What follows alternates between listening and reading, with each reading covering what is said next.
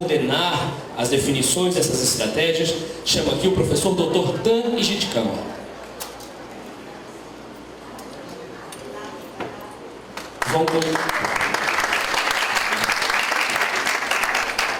Vão compor também esse painel o professor Dr. Marcos Forte, o professor Dr. Ashanta Gunedkama, o professor Dr. Kevin de Souza, o professor Dr. Kenan Digimenti, a professora doutora Ana Cristina Facnelli, a doutora Jamile Sabatini Marques, a doutora Micheline Hoffman, a professora doutora Débora Soto, a professora doutora Tatiana Tucunduva, o professor doutor Arlindo Felipe Júnior, o doutor Javier Carrilho e a mestra Tatiana Schreiner.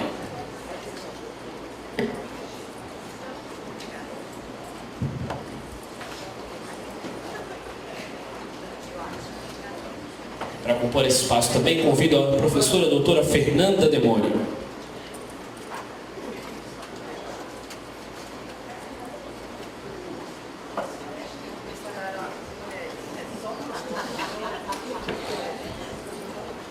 Passo a palavra então aos nossos professores. Então, por favor.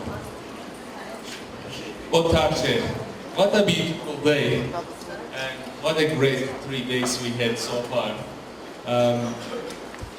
It's a big honor for me to be here on this stage with this distinguished panelists and also distinguished audience. For about, I think, 7 or 8 months ago, with Cemile, we were talking, and Professor Eduardo, please, we want you here. Please join us. So 8-9 months ago, I ran this idea with Cemile, and I said, we need to formalize our relationships, but not at the individual level, at the institutional level. And I said to her, there's an opportunity. Can you help me to establish a network? And she rarely says no to me, so she didn't say no again. And she kindly linked me with a number of colleagues from Brazil. And I contacted my dear colleagues from my home university, and I said, we are working on the same fields from different perspectives.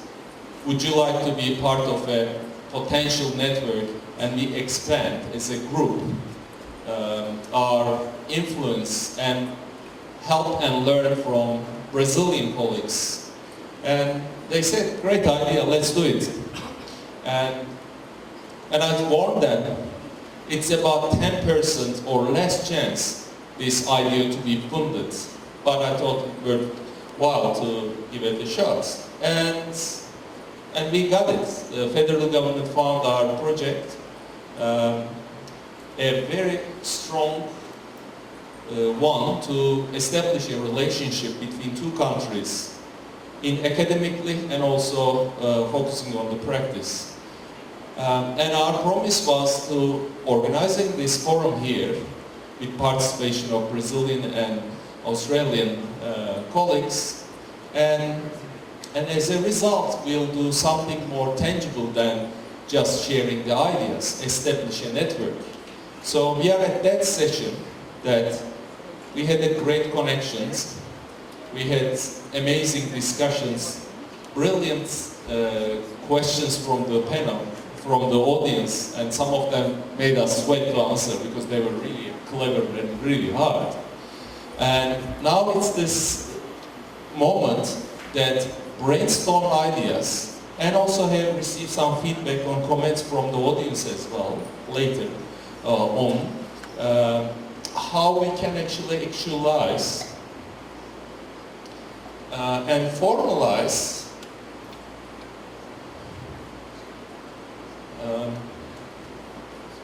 I think this is, oops, it went so. Okay.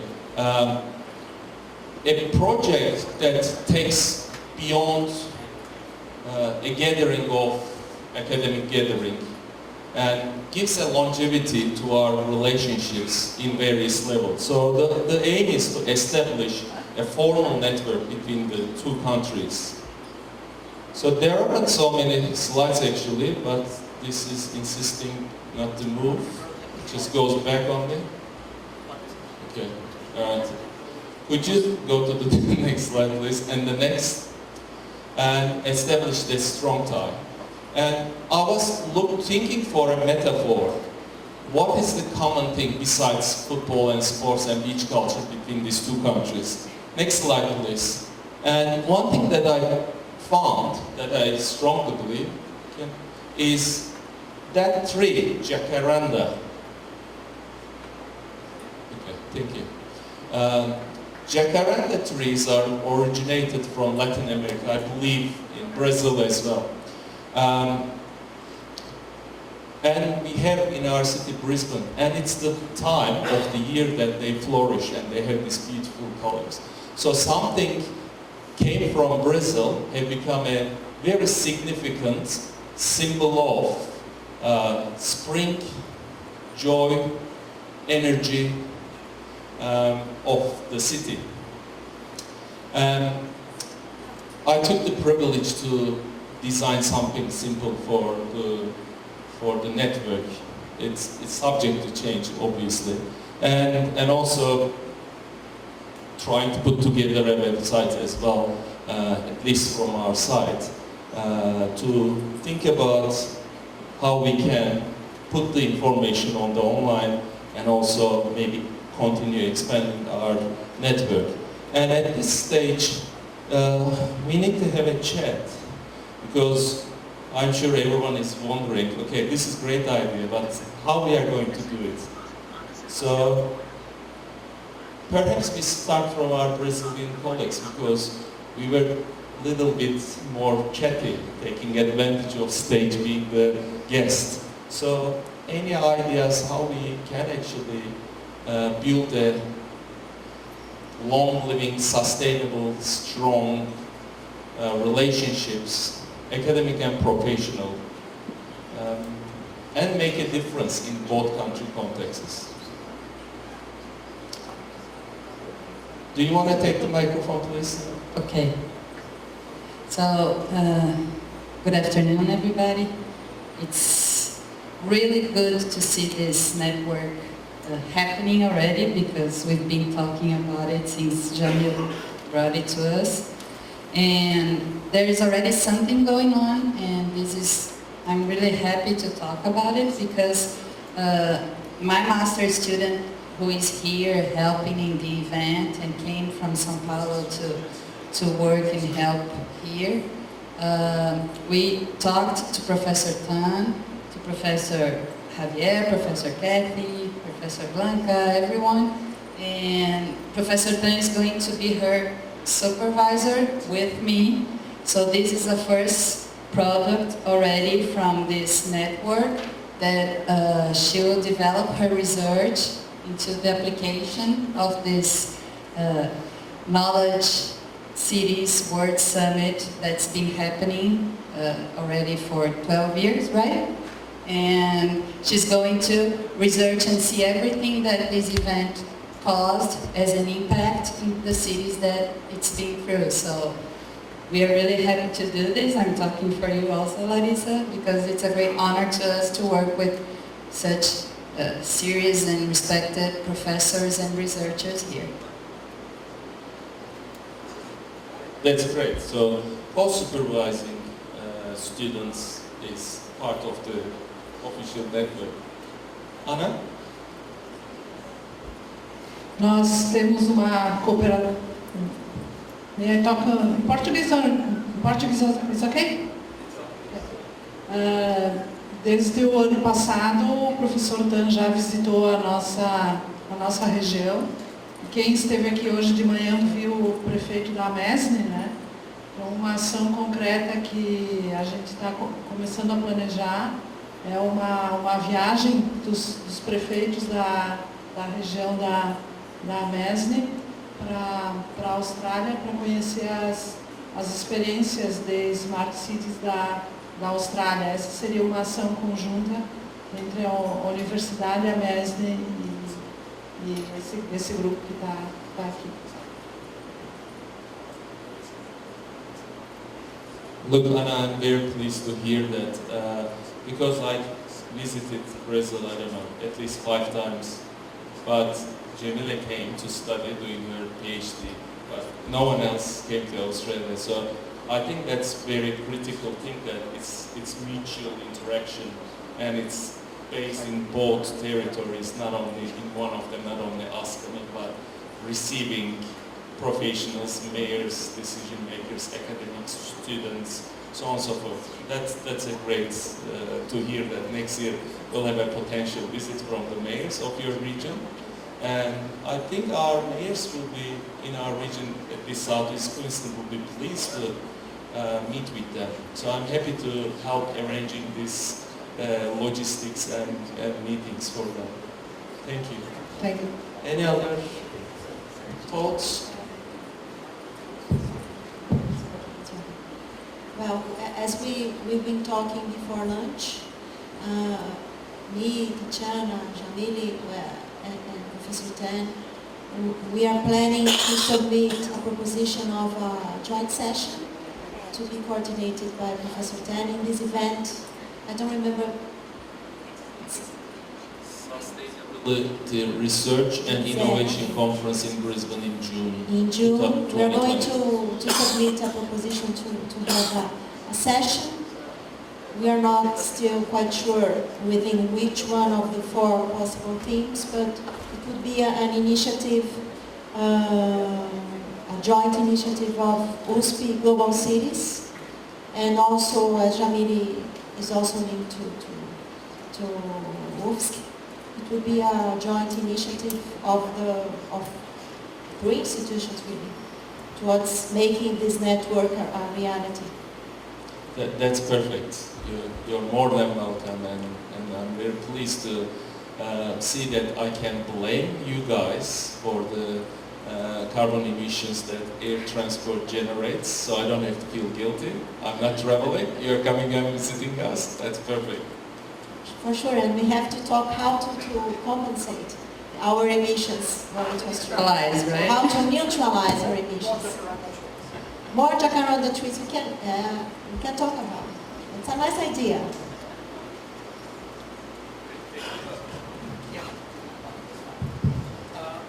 A couple of very good suggestions have been promoted because this is something new and it's like a baby learning to walk. So what we need is baby steps first.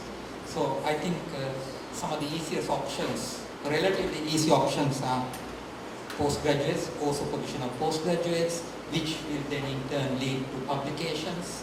And I think that would help us to establish a track record and saying, yes, we have got this practice network, research and practice network, and here we already have done these things. So let's do those baby steps first, like post-provision and publications, and then look for opportunities to apply for research grants, like the Koala grant and so forth. So start small and not get too ambitious too fast. Taking on that point, actually last night over some casachas with Professor Eduardo, we had very ambitious discussions, but maybe Eduardo, you might share some of them. Okay, on the line of the baby steps, I think that it's always very difficult to send a student there or bring a student here. I think that one baby step we could try and implement is a way in which a student from Australia would come to Brazil, or a Brazilian student, graduate student, would go there and spend a month, let's say, with a month's notice, just as a target, so that we know what a baby step, what we're talking about. It doesn't need a formal agreement that goes through all the process, everything, just to smooth it out so that we can send and receive students. For instance, we can have a sort of a room here separated for one visitor from Australia at any time, or something like this. And on the formal side, to have something in place, which I don't know what it is, so that we can smooth things and do it quickly. on a month's notice. It doesn't have to be a month's notice, but just for us to get the idea. A very quick process of sending and receiving people there and here. That's on the baby step. On the juvenile step, I would go for projects on an international level that Brazilian scholars and Australian scholars together would look nicer or stronger than any one of us alone. So I think we could try that as well, but that works fine. For many organizations, I think they would like to see us both on the same ticket. So that would be something that we started to discuss yesterday, to go to other countries, not to only our countries, but to go to other countries with someone from here, someone from there, someone from Mexico or from Puerto Rico, and go with the group to apply for projects, either multilateral organizations or on third countries. So on that point, there is only one person who is neither Australian nor Brazilian. I think we need to give the microphone to him, Javier. As a third party, how do you think? Do you see any value engaging Mexico, for example, with that network?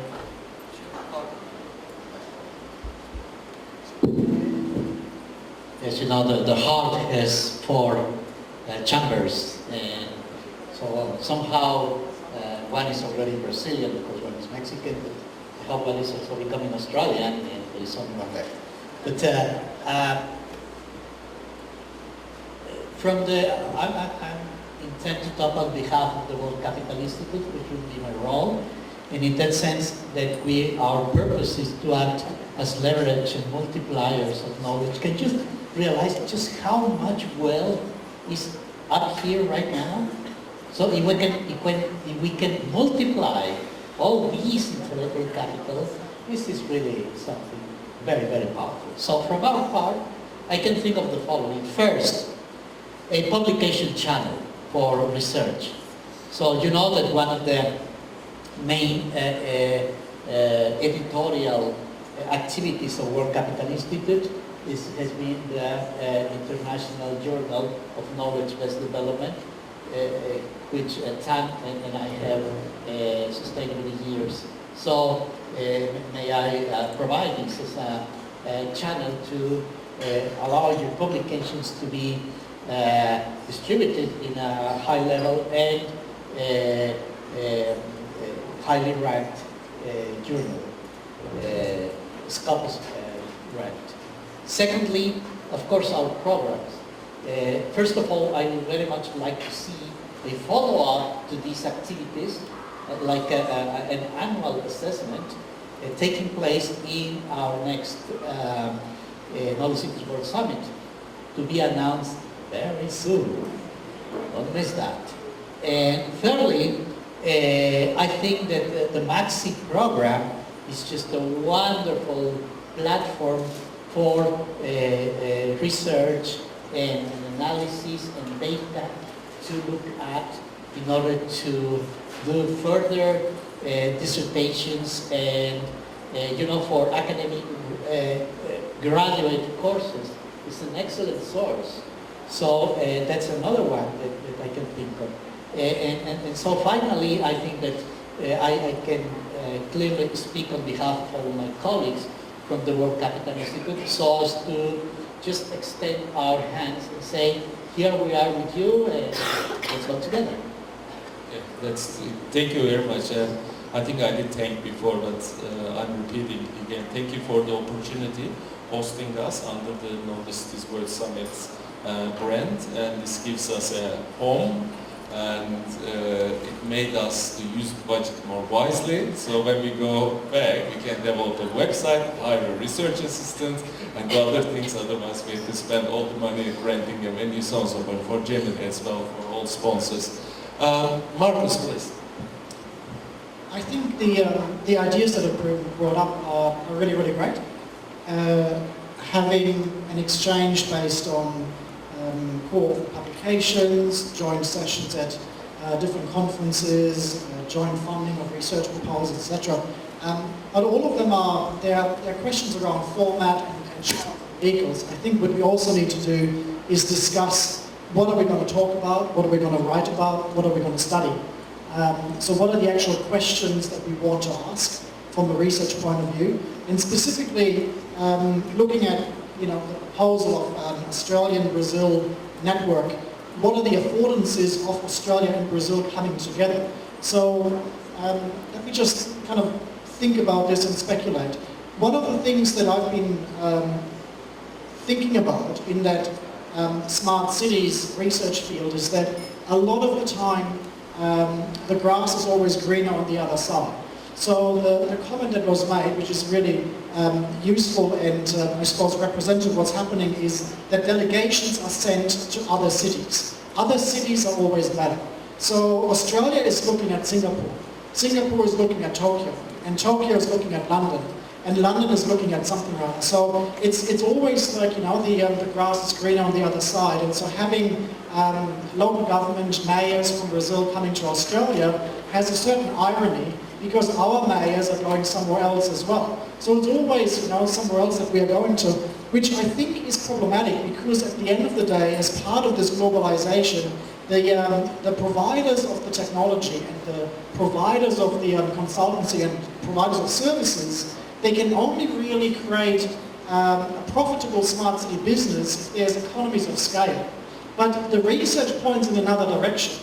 I think the research points into a much more tailored and local approach, because the research that we've been doing in collaboration with colleagues in Cape Town and South Africa that is looking at African smart cities, that sounds maybe a little bit peculiar, but that is a thing, points to the fact that these are disasters. So when the Chinese developers go into Angola and all of a sudden subsume a whole bunch of land to just create a smart city out of nowhere, it just creates a lot of misery. And so I think what we maybe have an opportunity to do is to identify the ways that both Australia and Brazil can leapfrog and not make the same mistakes as the usual smart cities. So what are the kinds of points of difference that is not just trying to always catch up because the grass is greener on the other side, but how can we create a much more regionally original version of how smart cities are implemented? And that might actually also then entail different types of strategies and policies. So that would be, an area that I'd be interested in studying, which is how Brazil could actually look at the topic of smart cities, not from the point of view of being told that the world is much more advanced and we need to catch up, but to actually take a bit of an inventory and say, we can actually have, we can do a whole bunch of great things with what we got. And I think that would be really, really exciting, and it could also connect with some of the other work that we are doing, as I said, with colleagues at Cape Town, but also with other colleagues across Australia. These are remarkable comments. Thank you, Marcus. And also eye-opener as well. And very timely too. At the moment that we are actually seeding the plant of jacaranda tree, Marcus warned us, we need to be careful, we shouldn't do the mistakes that many other cities or other networks have done. So this intellectual warning is quite important. Kevin?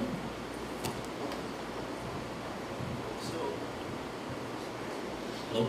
Okay. So I agree with everything that has been outlined, but I want to highlight two of the comments from a quite practical perspective, right? And share an example that I think might help us in kind of describing the process, right? So one of the things that helps as we think about these kinds of collaborations is to have a group of organizations that can help facilitate the activity. So I'll give you an example. So I was in Brazil in June, right? And I had a chance to go and see some friends at the university in Pretoria. And there we had a time to exchange ideas about, let's say, 3 or 4 days. And from that, we already have one joint article right now, one joint PhD student. And the reason we have that is in the place where this person is doing their research, they are sponsored by a resource company called Carlin. And we have Rio Tinto in Australia. And so now our PhD is going to come and collect data from a Brazilian resource company. Their PhD is going to go to Australia and interview Rio Tinto.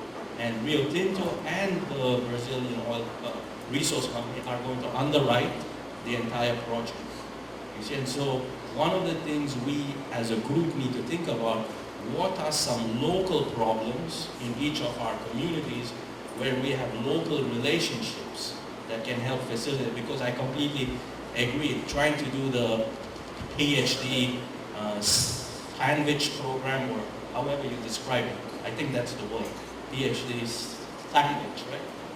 The exchange, PhD sandwich. Those are harder, because then you need agreements, you need this, and then you need that.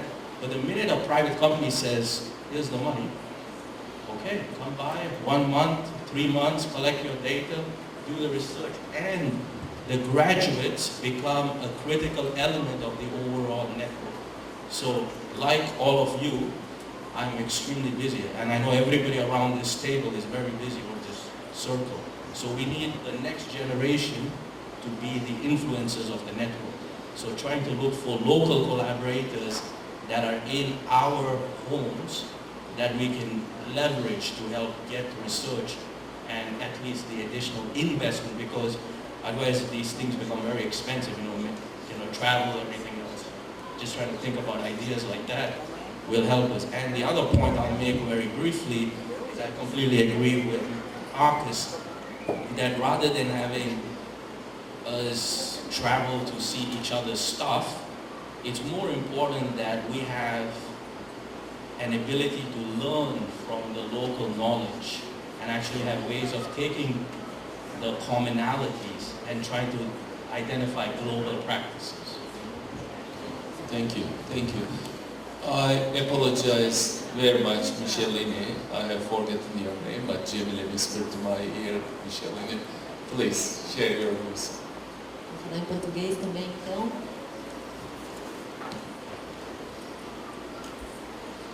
Então, tendo contato com a iniciativa nesse momento, né, estou aqui pensando um pouco na perspectiva da universidade da qual eu faço parte, a Universidade do Estado de Santa Catarina, a UDESC. E aí, como um depoimento, ao longo desses dias, eu fui ficando muito entusiasmada quanto a quantas oportunidades de cooperação devem existir. Quando eu penso nos grupos de pesquisa que nós temos, não só no Centro de Ciências Econômicas da Administração, da qual eu faço parte, mas outros centros da universidade, só no meu centro, metade dos grupos de pesquisa tem temas convergentes com o que se falou aqui, né? Muitos grupos trabalhando, tivemos professores que participaram, né, de algumas atividades, então eu acho que talvez do ponto de vista prático, para possibilidades concretas de cooperação, dentro desses grandes temas que nós identificamos como temas comuns, talvez um pouco a identificação de objetos de pesquisa, né, mais específicos que pudessem ser alvo de estudos comparados nos grupos de pesquisa. Acho que existe um grande interesse, e também na questão da troca de alunos, de estudantes de mestrado e doutorado, principalmente de doutorado, né? Eu consigo ver no primeiro momento, já de imediato, vários estudantes que estão começando o doutorado nesse momento que têm objetos que permitiriam, que fariam muito sentido um sanduíche, né? E da mesma forma nós também teríamos interesse e possibilidade de acolher e receber alunos, né, para desenvolver suas pesquisas. Então eu acho que talvez, do ponto de vista prático, um entendimento mais específico de objetos comuns de interesse de pesquisa que viabilizassem, né, o desenho de ações, enfim, iniciais. Thank you very much for these views. I think it's unfortunate that this is a heavily academic group. So One thing that I'm thinking that we must do is stretch outside the academic domain, and what Kevin said was absolutely right, that we need to look at how we diversify the network members. Before discussing on this issue, maybe we capture some perspectives from Arlindo.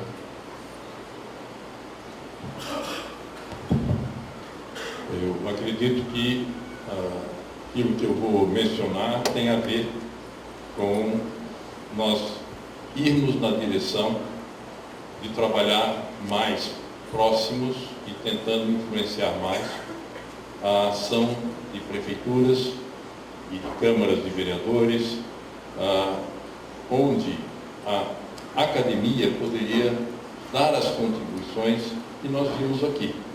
Contribuições que foram realizadas, apresentando resultados significativos. Leveraging that we can have from WCI. So I'm very happy to continue doing that, and of course the dialogue is something all amongst us. So happy to be part of this. So Ashanta, you have the microphone. Do you want to comment on how we can expand this? So there are 50 people here. So thank you. Look, everybody likes success. I think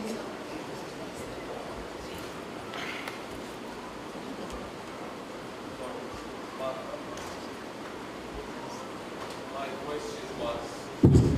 Okay, my question was... I didn't use the microphone, and I'm warning from the audience that they couldn't hear me. So my question to Ashanta was, we are about 15 people in the stage, and there is about 15 partners of this, organizational partners of this initiatives. But still, this is, when you compare it to countries, this is like not even a single cent on the beach. So the question is how we can expand it. And the second part is how shall we be careful that we don't grow so big and then fail to actually achieve anything substantial. everybody likes success. I think we need to show, we need to have that track record. We need to show that Australia and Brazil, or these institutions working together on this theme of smart cities, that we have achieved success. We need to have that, some kind of a track record. Coming back to my comment about the baby steps, let's show something tangible. Then I don't think we'll have a problem in attracting partners. Let us prove ourselves. Let's prove that this network is successful. Because when you applied for that grant with the federal government, I think something that worked in our favor was the fact that you have spent a year at Santa Catarina in here. And I think they took that into consideration. Yes, this is a long-term commitment. That is not a marriage of convenience, as you would say. So it's not a case of people just getting together with a good idea but doesn't have anything of substance to show. We need to lay that foundation. Okay, so I think this is part of the Australian university perspective, that it's not the quantity, actually it's the quantity as well, but it's quality at a scale.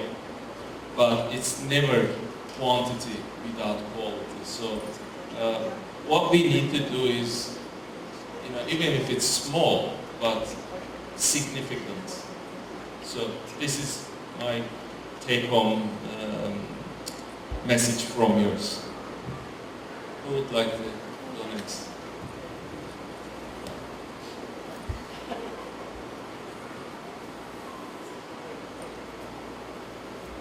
Wait.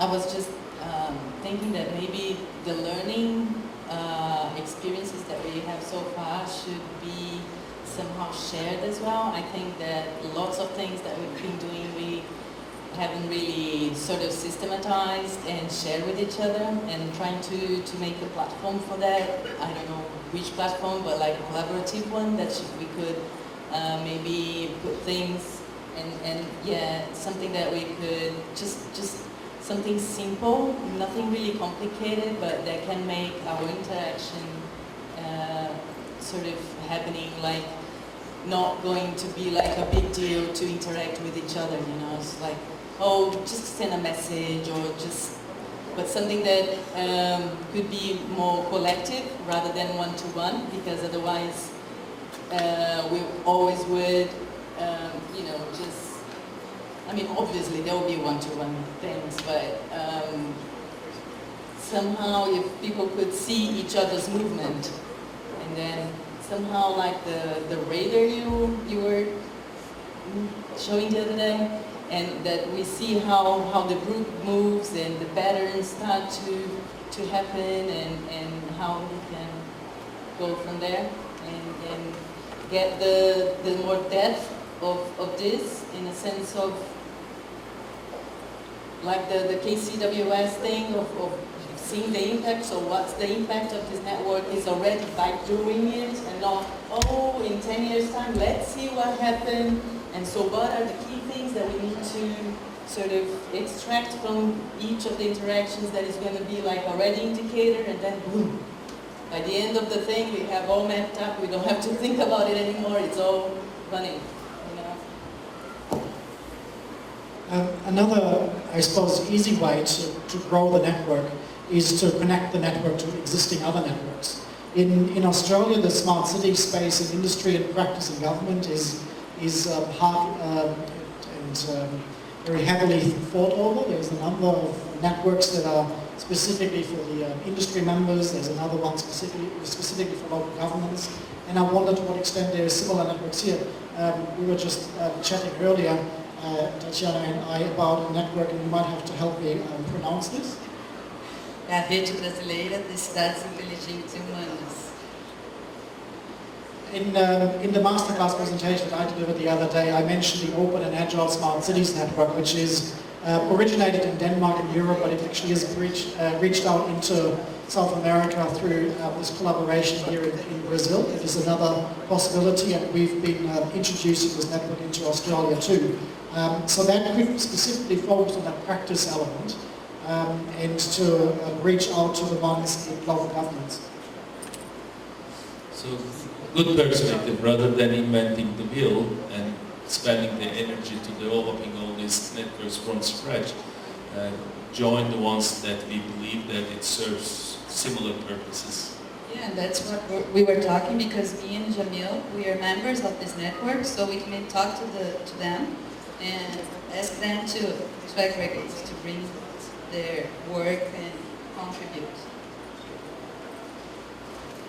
Eu só queria reiterar esse ponto, porque de fato me parece que cada um de nós que está aqui, né, e os grupos de pesquisa das universidades a qual estamos vinculados, têm suas próprias redes, né, redes extras compostas por, enfim, outras universidades, mas também pelo governo, pelo setor empresarial, pela sociedade civil, pelas organizações da sociedade civil, né, que eu acho que também é importante destacar o papel delas nessa temática. Então, eu estava refletindo sobre o que a Fernanda falou. De fato, o que a gente tem percebido na UDESC cada vez mais é que esse gap, né, com a sociedade